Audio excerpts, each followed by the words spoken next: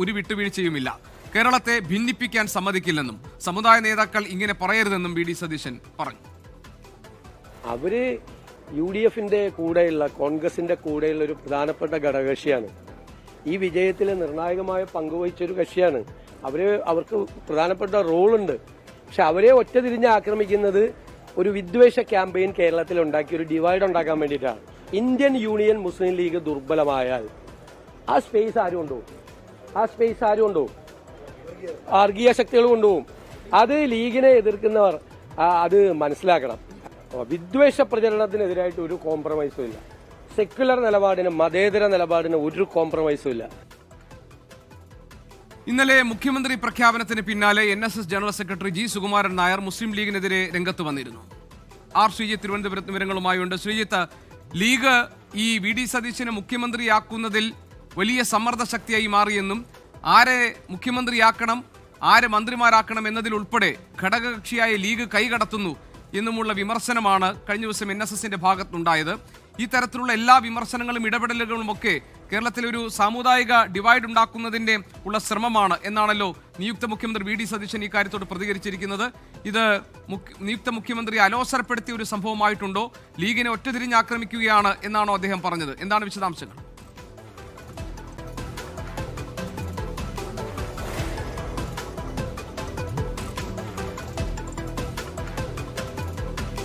R Sreejith അല്പസമയത്തിനകം നമ്മളോടൊപ്പം ചേരും തിരുവനന്തപുരത്ത് നിന്ന്. നമ്മളിപ്പോൾ കണ്ട വാർത്ത വിദ്വേഷത്തോട് ഒരു വിട്ടുവീഴ്ചയും ഇല്ല എന്ന് നിയുക്ത മുഖ്യമന്ത്രി വി ഡി സതീശൻ പറയുന്നതാണ്. മുസ്ലിം ലീഗിനെ ഒറ്റതിരിഞ്ഞ് ആക്രമിക്കാനുള്ള ബോധപൂർവമായ ശ്രമമാണ് നടക്കുന്നത്. ഇതൊരു കമ്മ്യൂണൽ ഡിവൈഡ് കേരളത്തിൽ ഉണ്ടാക്കാൻ നടത്തുന്ന ശ്രമങ്ങളുടെ ഭാഗമാണ് എന്നതാണ് അദ്ദേഹത്തിന്റെ വിമർശനം.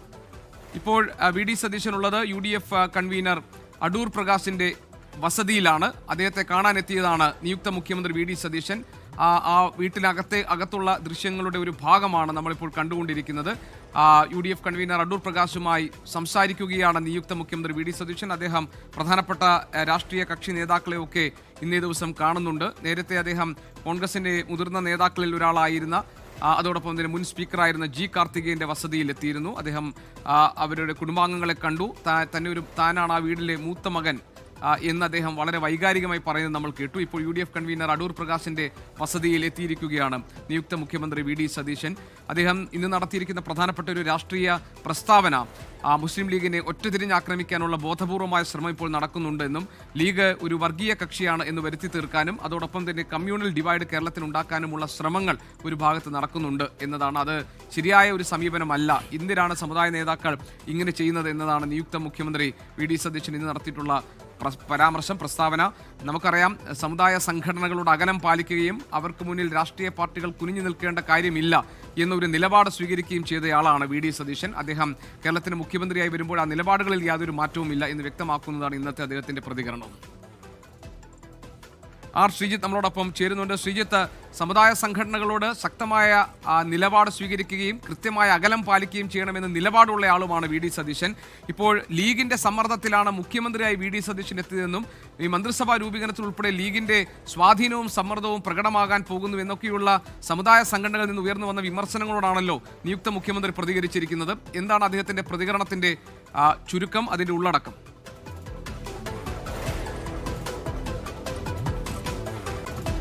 ഏറ്റവും ശക്തമായ പ്രതികരണമാണ് നിയുക്ത മുഖ്യമന്ത്രി വി ഡി സതീശൻ ഇക്കാര്യത്തിൽ നടത്തിയിരിക്കുന്നത്. കേരളത്തിന്റെ മതേതരത്വത്തിന് ഭീഷണിയായിട്ടുള്ള ഒന്നിനെയും തുടരാൻ അനുവദിക്കില്ല എന്ന് അസന്നിഗ്ധമായി പ്രഖ്യാപിക്കുകയാണ് നിയുക്ത മുഖ്യമന്ത്രി വി ഡി സതീശൻ ചെയ്തിരിക്കുന്നത്.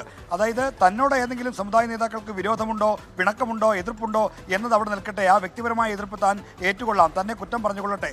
എന്നാൽ കേരളത്തിന്റെ മതേതര സ്വഭാവത്തിന്, കേരളത്തിന്റെ സെക്കുലറിസത്തിന് അതിന് ഭീഷണിയായിട്ടുള്ള ഒരു കാര്യത്തെയും വെച്ച് ഉറപ്പിക്കാൻ കഴിയില്ല എന്നാണ് പറഞ്ഞത്. മാത്രമല്ല, ഈ വർഗീയ പ്രചാരണങ്ങളോട്, വിദ്വേഷ പ്രചാരണങ്ങളോട് നോ കോംപ്രമൈസ് എന്ന വളരെ ശക്തമായ നിലപാടും അദ്ദേഹം പ്രഖ്യാപിച്ചു. തെരഞ്ഞെടുപ്പ് കാലത്ത് കോംപ്രമൈസ് ചെയ്തിട്ടില്ല, പിന്നെയല്ലേ ഇനി ചെയ്യാൻ പോകുന്നത് എന്ന തരത്തിൽ ഉള്ള ഒരു ശക്തമായ ഭാഷയിലുള്ള പ്രതികരണവും വി ഡി സതീശനുണ്ടായി. അതായത് ഒരു തരത്തിലും ലീഗിനെ ഒറ്റതിരിഞ്ഞ് ആക്രമിക്കാനോ ലീഗിന് മേൽ വർഗീയത ആരോപിക്കാനോ ശ്രമിക്കുന്നവർ ഒരു കാര്യം ആലോചിക്കണമെന്നാണ് സതീശൻ ചൂണ്ടിക്കാണിച്ചത്. ലീഗ് വർഗീയ കക്ഷിയാണോ അല്ലയോ എന്ന് നിങ്ങൾ പറയൂ, അത് അതിനുശേഷം ആ ലീഗ് ഇല്ല എങ്കിൽ എന്താണ് ഇവിടെ സംഭവിക്കാൻ പോകുന്നത് എന്നതിനെക്കുറിച്ച് നിങ്ങൾ ആലോചിച്ചിട്ടുണ്ടോ? അവിടെ വർഗീയത പടരുകയാണ് ചെയ്യാൻ പോകുന്നത് എന്ന കാര്യമാണ് സതീശൻ ചൂണ്ടിക്കാണിച്ചത്. അതുകൊണ്ട് തന്നെ സാമുദായിക നേതാക്കളുടെ ഇത്തരത്തിലുള്ള പ്രചാരണങ്ങൾ സംഘപരിവാർ രാഷ്ട്രീയത്തിനാണ് ഗുണം ചെയ്യുക എന്ന് പറയാതെ പറയുകയാണ് വി.ഡി. സതീശൻ ചെയ്തിരിക്കുന്നത്. അത്തരം വർഗീയ പരാമർശങ്ങളോട്, വിദ്വേഷ പരാമർശങ്ങളോട് വിട്ടുവീഴ്ചയില്ല, തരിമ്പും വിട്ടുവീഴ്ചയില്ല എന്ന് അദ്ദേഹം അസന്നിഗ്ധമായി പ്രഖ്യാപിക്കുക കൂടിയാണ്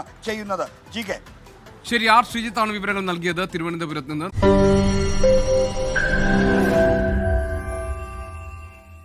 ലോകത്തെവിടെയായാലും ഏത് സമയത്തും 24 വാർത്തകളും ഓഗ്മെന്റഡ് റിയാലിറ്റി പാക്കേജുകളും എക്സ്പ്ലെയിനറുകളും വിശദമായി കാണാൻ ഞങ്ങളുടെ യൂട്യൂബ് ചാനൽ നിങ്ങൾക്ക് സബ്സ്ക്രൈബ് ചെയ്യാം.